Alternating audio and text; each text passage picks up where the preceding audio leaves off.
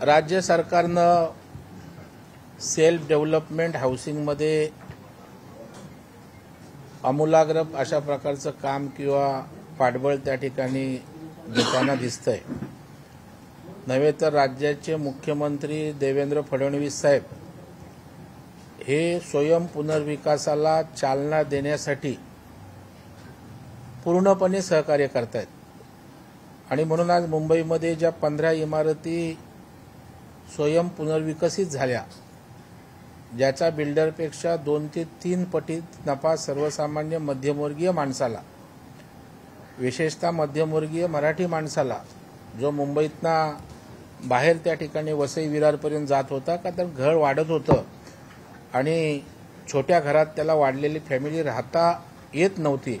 अशा वेळेला या मुंबईतल्या मराठी माणसाला मुंबईत राहण्यासाठी स्वयं पुनर्विकास हे एक मोठं अशा प्रकारचं एक हत्यार आहे असं म्हटलं तर वावगं ठरणार नाही। याची गरज राज्याच्या मुख्यमंत्र्यांनी ओळखली।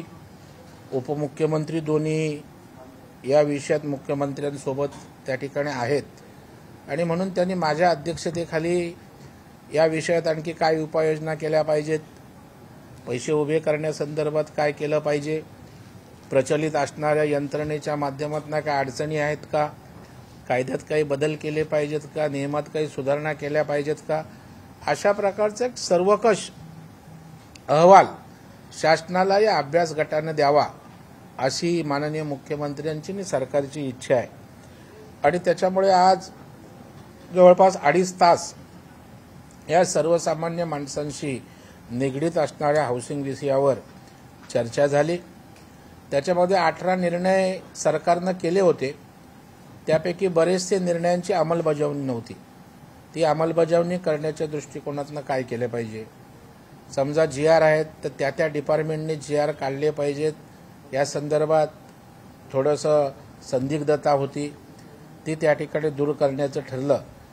आणि मला वाटतं की हा विषय केवळ मुंबईत नाही, ठाणे, पुणे, नाशिक, नागपूर या सगळ्या महानगरपालिका क्षेत्रात, अगदी तालुका स्तरावरच्या नगरपालिका पंचायत क्षेत्रात त्या ठिकाणी कसा राबवता येईल याची या ठिकाणी या अहवालामध्ये माननीय मुख्यमंत्र्यांना अपेक्षा आहे।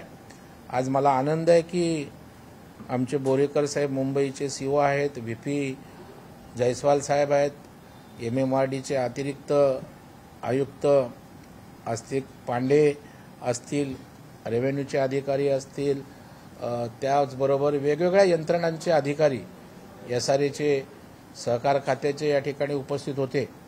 आणि विशेष म्हणजे या सगळ्या महानगरपालिका ज्या राज्यातल्या आहेत तिथल्या जिल्ह्याच्या हाऊसिंग फेडरेशनचे अध्यक्षही आवर्जून उपस्थित होते, कारण ते हा विषय तिकडे नेणार आहेत। आणि त्याच्यामुळे आता आम्ही काही आमदारांना जबाबदारी त्या ठिकाणी वाटून दिलेली आहे, ते तिथल्या यंत्रणेबरोबर बोलतील आणि त्यांच्याही काही सजेशन्स असतील त्या या आमच्या अहवालात त्या ठिकाणी अंतर्भाव करू आणि एक चांगला परिपूर्ण अहवाल या अभ्यास गटाचा स्वयं पुनर्विकासाच्या संदर्भात कसा होईल याची काळजी आम्ही सारे मिळून या ठिकाणी घेणार आहोत। पनवेलचे आमदार प्रशांत ठाकूर उपस्थित होते, आमच्या स्नेहा दुबे पंडित याही उपस्थित होत्या, जेणेकरून या लोकप्रतिनिधींच्या माध्यमातून सुद्धा हा विषय मार्गी लावण्याचा आमचा प्रयत्न आहे। आणि निश्चितच मला वाटतं हाऊसिंग सेल्फ डेव्हलपमेंट हा महाराष्ट्रातल्या हाऊसिंग सेक्टरमधला गेम चेंजर होईल।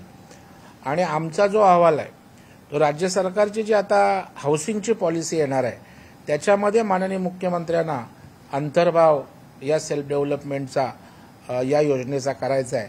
आणि त्याच्यामुळे या बैठका अत्यंत महत्त्वाच्या आहेत।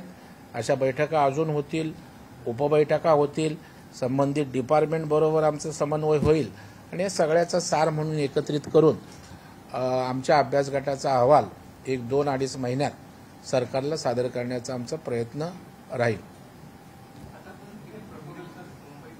आतापर्यंत 15 इमारती पूर्ण झाल्या, जवळपास 1,500च्या आसपास आमच्याकडे प्रस्ताव त्या ठिकाणी चौकशीसाठी आलेले आहेत। साधारण 40 ते 42 प्रकल्पांना आम्ही कर्ज मंजूर केलेलं आहे।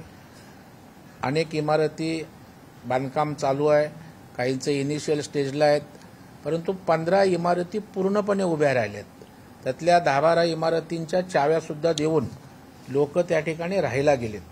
आणि एवढा चमत्कार या हाऊसिंग सेक्टरमध्ये आहे की पार्ल्यासारख्या ठिकाणी 360 स्क्वेअर फीटमधनं 1400 स्क्वेअर फीटात त्या ठिकाणची असणारी पार्लेश्वर रोडवरची सोसायटी जी आहे नंदादीप वगैरे ती गेली. आपण माध्यमांनी ते दाखवलं. श्वेतांबरा ज्यासाठी राज्याचे दस्तूरखुद्द मुख्यमंत्री माननीय फडणवीस साहेब चावी वाटपाला आले होते, तिथे पण 400 मध्ये राहणारी लोक 1100 स्क्वेअर फीटात गेले.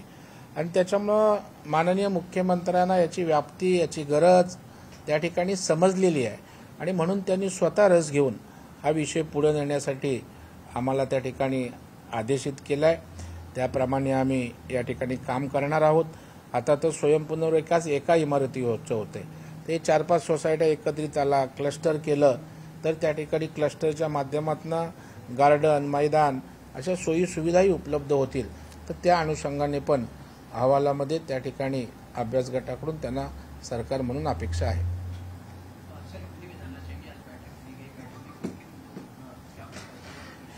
ने मुंबई में जो सेल्फ डेवलपमेंट हाउसिंग सेक्टर में शुरू है वो उसमें क्या अड़चनियाँ है, क्या कमियाँ है, इसमें ऊपर लॉ में कुछ बदलाव करना है, गति लेने के लिए कुछ करना है, फंड रेज करने के लिए और कुछ एजेंसीज को इन्वॉल्व करना है, ये सबके बारे में स्टडी करके सरकार को अहवाल देने का आदेश माननीय मुख्यमंत्री महोदय जी ने सरकार का निर्णय करके दिया है. तो इसलिए हमारी पहली आज बैठक थी जहाँ विविध एजेंसी जो है, जिनकी जगह है, अथॉरिटीज़ है, वो उपस्थित थे. कई हमारे एमएलएज उपस्थित थे, इस विषय में काम करने वाले लोग थे. और इसलिए यह सब लोगों ने यह स्टडी ग्रुप जो हमारा है या अभ्यास गट को सब हम लोग इकट्ठा करेंगे, सबका ज्ञान, सबकी इन्फॉर्मेशन और सरकार के लिए सुझाव करेंगे, जो कि ये सेल्फ डेवलपमेंट विषय और जोर से जो मुंबई में हो रहा है, और ठाणा में, वसई, विरार, पालघर, पुणे, नासिक, नागपुर, संभाजीनगर, जो बड़े बड़े कॉरपोरेशंस है वहाँ उतना ही नहीं तो नगर पंचायत स्तर पर, तालुका स्तर पर भी आज सिटी तो आज 60% सिटी हो गई है. तो वहाँ ये हाउसिंग के लिए काम करने का सेल्फ डेवलपमेंट के माध्यम से हमारा प्रयास है और हमें विश्वास है कि इसी तरह बैठक लेके सबके साथ समन्वय करके एक अच्छा अहवाल हम गवर्नमेंट को देंगे जो सरकार के लिए भी दिशादर्शक होगा.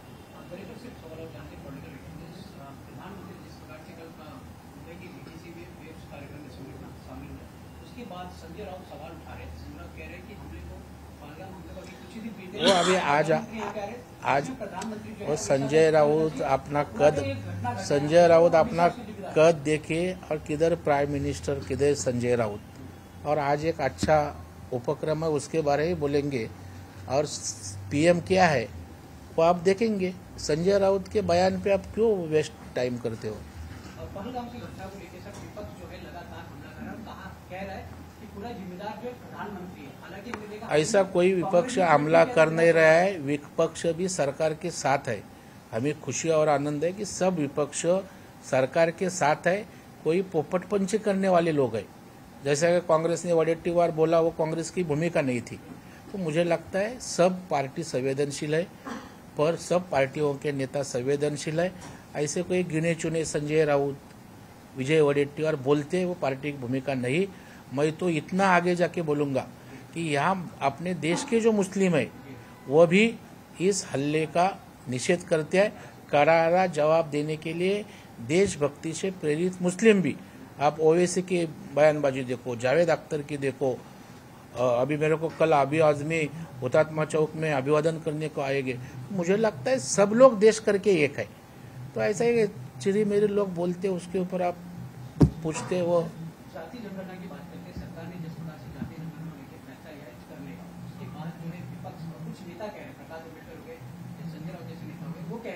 सरकार जो है मुद्दे को भटकाने के लिए, पहलगाम का मुद्दा हो उसको भटकाने के लिए जाते विपक्ष बहुत परेशान है, क्योंकि पंतप्रधान नरेंद्र मोदी साहब जो लोगों को चाहिए, जो लोगों की मांग है, जो लोगों के हित का है वो सब चीज कर रहे हैं।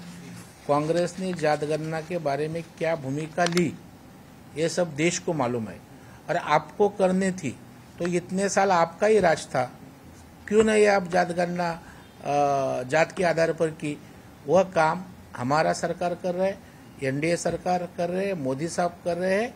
मुझे लगता है अच्छे को अच्छे कहने की दानत सब में आनी चाहिए, लेकिन विपक्ष के पास मुद्दा नहीं, इसलिए अच्छे चीज को मुद्दा बना के लोगों का यह मन भटकाने का काम कर रहे हैं। प्रधानमंत्री ने फैसला लिया जाति जनगणना का, लेकिन विपक्ष कांग्रेस और राहुल गांधी का क्रेडिट एक प्रकार से क्रेडिट गेम शुरू हो गया। अभी एक तरफ आप बोल रहे हैं राहुल गांधी की वजह से हुआ, समाजवादी पार्टी कह रही है अखिलेश यादव की वजह से हुआ, आप इसको कैसे देख रहे हैं? एक तरफ आप ही बोल रहे हैं वो टीका कर रहे हैं, दूसरी तरफ आप ही बोल रहे हैं वो क्रेडिट ले रहे हैं।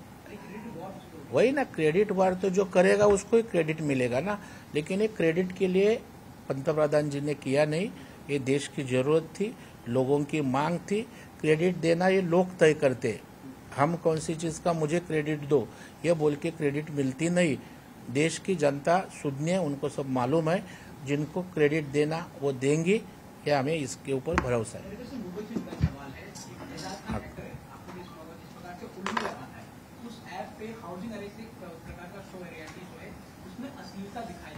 मुझे कुछ पता नहीं विषय में, मैं ऐप देखा नहीं, वो कौन है मालूम नहीं, मैं देखा नहीं। जिस विषय में मुझे मालूम नहीं तो मैं उसके ऊपर क्यों बयान दूं?